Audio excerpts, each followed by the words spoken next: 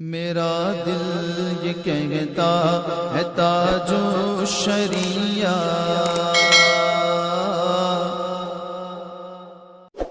کان لکم فی رسول اللہ اسوۃ حسنہ کہ اے لوگوں تمہارے لیے رسول کائنات کی مقدس زندگی بہترین نمونہ ہے۔ یعنی اگر تم لوگ کامیابی و کامرانی سے ہمکنار ہونا چاہتے ہو تو مصطفیٰ جان احمد کی اتباع اور پیروی کرو اور ان کے غلام باوفا بن جاؤ، کیونکہ بغیر ان کی غلامی اور پیروی کے نہ تمہیں سروری مل سکتی ہے نہ پیشوائی مل سکتی ہے۔ کسی نے کیا خوب کہا ہے کہ جو ہم ان کے غلام تھے، خلق کے پیشوا تھے، ان سے پھرے جہاں پھرا آئی کمی وقار میں۔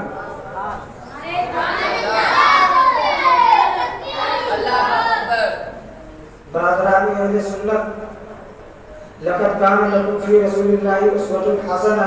کہ اے لوگوں تمہارے لیے رسول کائنات کی مقدس زندگی بہترین نمونہ ہے۔ اس لیے ہمیں چاہیے کہ ہم رسول کائنات صلی اللہ علیہ وسلم کی زندگی کا مطالعہ کریں، ان کی سیرت کا مطالعہ کریں تاکہ ہم اپنی زندگی کو کامیاب بنا سکیں۔ اور ساتھ میں ان لوگوں کی زندگی کا بھی مطالعہ کرنا چاہیے جو لوگ سرکار علیہ السلام کی زندگی کو نمونۂ عمل بنا کر اپنی زندگی کو کامیاب کیا ہے۔ کہ آپ نے نہیں دیکھا جب حضرت ابو بکر نے رسول کائنات کی مقدس زندگی کو نمونۂ عمل بنایا اور مصطفیٰ جان احمد کی اتباع اور پیروی کی ہے تو صدیق اکبر بن کر کامیاب ہوئے۔ جب حضرت عمر نے رسول کائنات کی مقدس زندگی کو نمونۂ عمل بنایا اور مصطفیٰ جان احمد کی اتباع اور پیروی کی ہے تو فاروق اعظم بن کر کامیاب ہوئے ہیں۔ جب حضرت عثمان غنی نے رسول کائنات کی مقدس زندگی کو نمونۂ عمل بنایا اور مصطفیٰ جان احمد کی اتباع اور پیروی کی ہے تو ذوالنورین بن کر کامیاب ہوئے ہیں۔ جب حضرت علی مرتضیٰ نے رسول کائنات کی مقدس زندگی کو نمونۂ عمل بنایا اور مصطفیٰ جان احمد کی اتباع اور پیروی کی ہے تو پیروی کی ہے تو مسکن کشا سیر خدا بن کر کامیاب ہوئے ہیں۔ جب حضرت سیدنا امام حسن، حضرت سیدنا امام حسین، حضرت عباس لقبردار، حضرت امام قاسم اور محمد جملہ شہدائے کربلا، جنگ شہدائے جنگ بدر، جنگ احد، جنگ خندق، جنگ خیبر کے لوگوں نے رسول کائنات کی مقدس زندگی کو بہترین نمونہ بنایا ہے اور مصطفیٰ جان احمد کی اتباع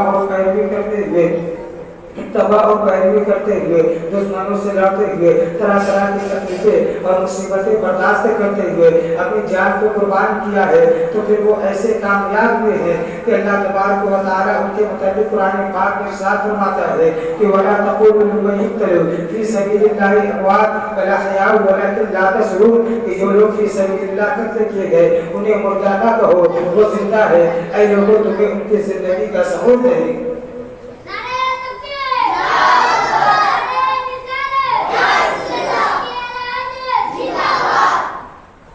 برادران اہل سنت، قرآن پاک کی اس آیت کریمہ سے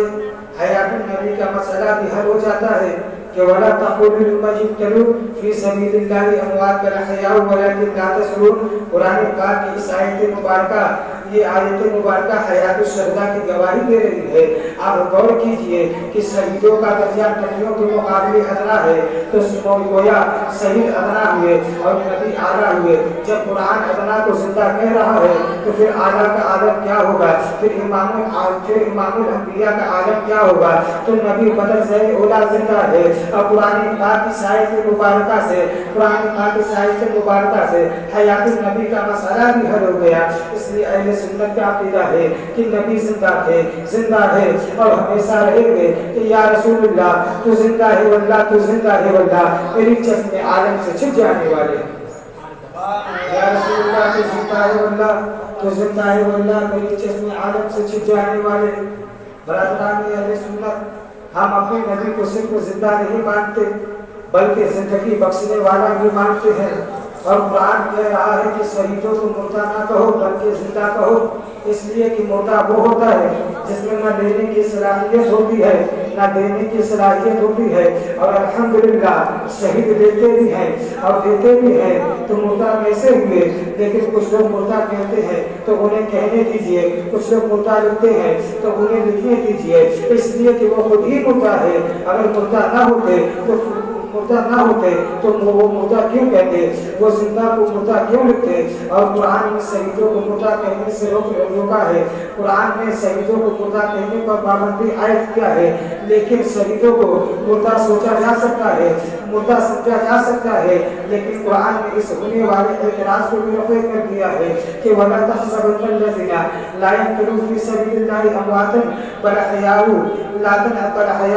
इंद रब्बिहिम यरज़ुक़ून, कि शहीदों को मुर्दा गुमान ना करो, बल्कि वो जिंदा है और अपने रब के पास रिज़्क़ पाते हैं। मुसलमानों खुलासा ये हुआ कि शहीदों को ना मुर्दा कहा जा सकता है, ना मुर्दा सोचा जा सकता है। इसलिए आप लोग ज़हन नसीब कर लीजिए कि हम जिंदा, हमारा कुरान जिंदा, हमारा रसूल जिंदा और इसके रसूल में जान की बात करने वाले जिंदा, हमारे रसूल का कानून जिंदा, इसलिए कि हम जिंदा हैं और जिंदों की बात किया करते हैं, जिंदों की बात किया करते हैं कि जिंदगी जिंदगी का नाम है, मुर्दा भी खाक दिया करते हैं और जो मरते हैं तो जिंदा हो जाते हैं हक के नाम पर। अल्लाह अल्लाह मौत को किसने मसीहा कर दिया। बरादरान में ये सुन्नत बात चल रही थी, लक़द कान लकुम फी रसूलिल्लाहि उस्वतुन हसना, कि ऐ लोगों तुम्हारे लिए रसूल कायनात की मुक़द्दस ज़िंदगी बेहतरीन नमूना है। मगर अफसोस कि हम महबूब रब्बुल आलमीन के महबूब उम्मत है,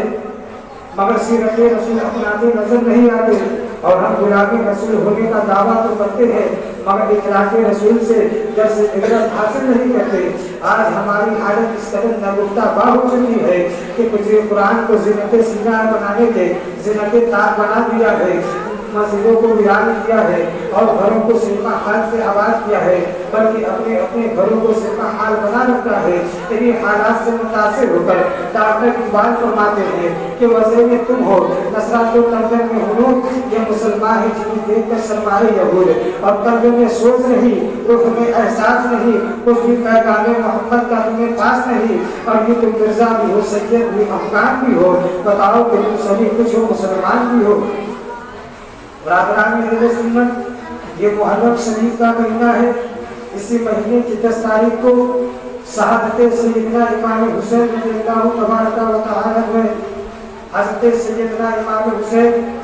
और उनके जानिसार सहाबियों को इसी महीने में करबला में कैद कर लिया गया और हज़रत सैयदना इमाम हुसैन के साहबजादों और भाइयों, भतीजों और भाइयों और जानिसारों को शहीद कर डाला गया। मगर फिर भी हज़रत सैयदना इमाम हुसैन रज़ियल्लाहु तआला अन्हु ने यज़ीद की बैअत मंजूर न फरमाई, क्योंकि वो ज़ालिम व